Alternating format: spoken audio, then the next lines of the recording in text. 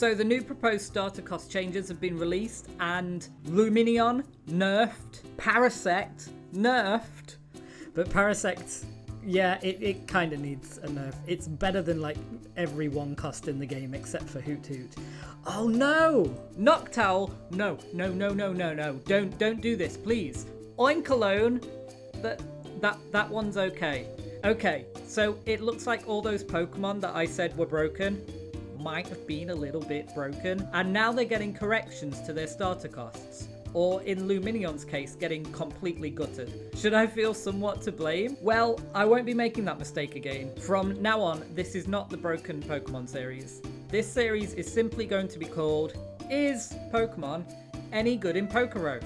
And instead of declaring some of my favourite Pokemon as the new gods of Pokérogue, we will just take a slightly less biased approach towards these Pokemon reviews. Maybe we should do like an ongoing tier list. How about that? Boom, tier list. As you can see, this is your pretty standard tier list, going from S to D. This gives us 5 tiers to rank Pokemon in.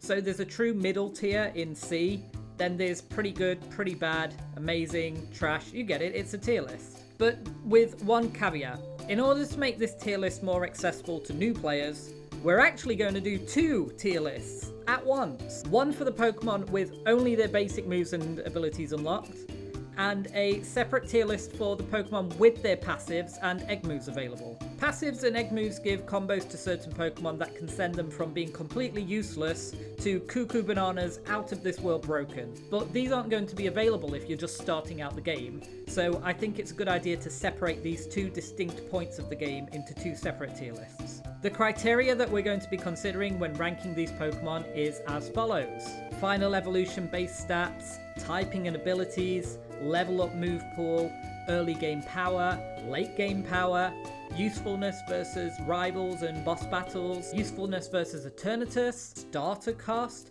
and probably most important of all, the charisma factor. The charisma factor cannot be fully explained. Don't try to understand it, just acknowledge it for what it is. I mean, I will give a few examples and maybe you can begin to appreciate charisma in the context of Pokemon. Beedrill has charisma. Pinsir does not. Slowbro has it. Dugong does not. Hitmonlee and Hitmonchan, neither of them has it, sorry, but Hitmontop does. Charizard you probably would think has it, but no. Aerodactyl, yes. Mr. Mime definitely does not have it. Lickitung kinda does. Muck, yes. Wheezing, yes. Crobat, yes. Arbok, no. Persian, no. Ponyta, no. Porygon Z, no. But Porygon 2, yes. Hopefully that explains it a bit. Probably not.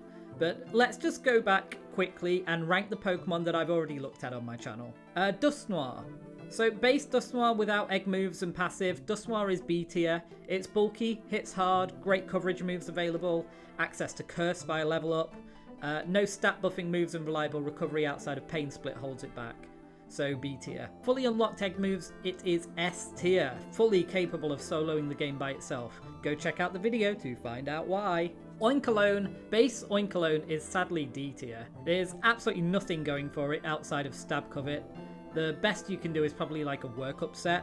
Fully unlocked Oinkologne is very cool and a great fun set to try out. It's A tier though, as even with all of its moves unlocked, it still requires a bit of support to get set up and going, so A tier. Lumineon, base Lumineon is D tier. It's awful, don't even bother. Lumineon is unfortunately losing Drizzle in the next patch, which is very sad. It will still have access to its Quiver Dance Bouncy Bubble combo, but with no reliable way to activate Swift Swim, this fish has been gutted of the majority of its power. It feels like a little bit of a personal attack, to be honest, as there's plenty of other Pokemon with access to Drizzle Swift Swim combo that are far more powerful than Lumineon. Kingdra, Gorbis, Ludicolo to name a few. So yeah, very sad to see this. If you are watching this balanced team, I think a less punishing way to rein in Lumineon's power would be to remove either Bouncy Bubble or Freeze Dry from its egg moves. Taking away Freeze Dry coverage really hinders its ability to sweep, as its move pool is really bad.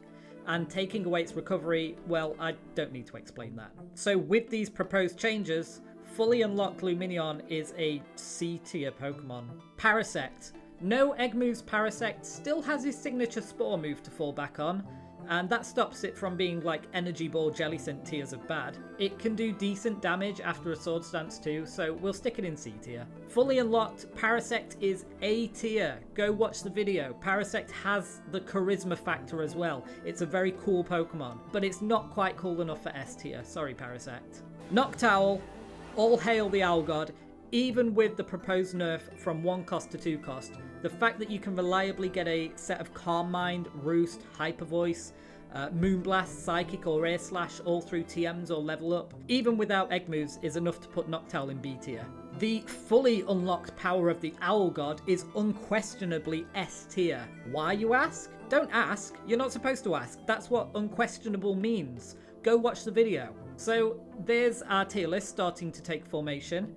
And with all that in mind, let's take a look at Klefki. Klefki is actually receiving a buff in the scheduled updates, and it will be coming down in cost from 4 to 3, so this should help it fit into a few more team comps. It's an interesting critter, with fairly average stats all round. Now, it's no secret that Steel and Fairy typing is a great combination in Pokérogue, and if you've ever seen anyone asking for advice on how to beat Eternatus, Pokemon like Tinkaton and Mega Mawile are always commonly thrown out as great counters. This is because, in the first stage of the fight, Eternatus only has Cosmic Power, Dragon Dance, the Dragon-type move Eterna Beam, and the poison move Sludge Bomb. So being immune to both of its attacking moves means you are untouchable until you break through to that second stage of the fight where Eternatus gets Flamethrower. But where Klefki stands out from those other Steel and Fairy types is with its ability Prankster, which gives priority to non-damaging moves. This unlocks some cool combos for the key Pokemon, with moves like Encore, Calm Mind, Confide, lots of good ways to mess with your opponent. Thanks to its great typing, Klefki has a lot of useful immunities. Dragon, Poison that we've already spoken about, and with its passive ability Levitate unlocked, it gains ground immunity as well. So you can switch in on any of those types of moves, and then Prankster Encore your opponent so they're locked into a move that can't even hit you. It's really easy to pull off, and it's pretty powerful. But my absolute favourite use for Klefki is one very specific egg move, Topsy Turvy. Topsy Turvy reverses all stat changes on the target Pokemon. This means that if your opponent just, I don't know, decided to use Dragon Dance and Cosmic Power 6 times, then one Topsy Turvy, and suddenly they're a sitting duck with -6 attack, speed, and defenses. Can you think of any Pokemon that this might be really good against? That we might be able to turn the tables on? You turn the tables on me. You turn the tables in a wrong way. That's right, Topsy Turvy absolutely trivializes the Eternatus fight, and Klefki is definitely one of the best users of this move. It's also pretty good on Toedscruel and Grimmsnarl, but specifically for beating up the big boss, Klefki is pretty much the perfect Pokemon for this particular feat. So just to show you what I mean, here's a clip of me doing Eternatus real dirty. We let him boost his defenses to max while we just sit there copying his stats with Psych Up. Then, once he's maxed out, hit him with the Topsy Turvy. Suddenly, we've got maxed out defenses, and he's so frail, a single non-stab attack is taking out 1 bar every turn. And from this point on, the fight is over. He can't damage us, he can't survive our attacks, easy peasy. Now, my Klefki is special based. I have Modest, and I think running Draining Kiss helps Klefki out a lot in the other 199 waves before this particular fight. But you could improve on this very specific strategy by running a physical Klefki, as stealing those attack boosts with Psych Up before flipping it with Topsy Turvy will make your play roughs really powerful. You might be able to break through multiple bars, I'm not sure. Somebody give it a go and let me know. The special base set is definitely more consistent throughout the rest of the run though, as you lose Flash Cannon by going physical, and you lose damage on Draining Kiss. So where does Klefki rank on our newly minted tier lists? Without passives and egg moves, Klefki is still a quality Pokemon thanks to having one of the best type combos in Pokérogue. It gets good stab options via level up, including Draining Kiss at level 24 for a way to stay healthy. It has solid enough stats for early game to make it a reliable Pokemon to get you through those difficult early rival fights. And I think with the starter cost reduction to 3 that's planned, Klefki is a B tier Pokemon. Fully unlocked passive and egg moves doesn't change much for Klefki for most of the run.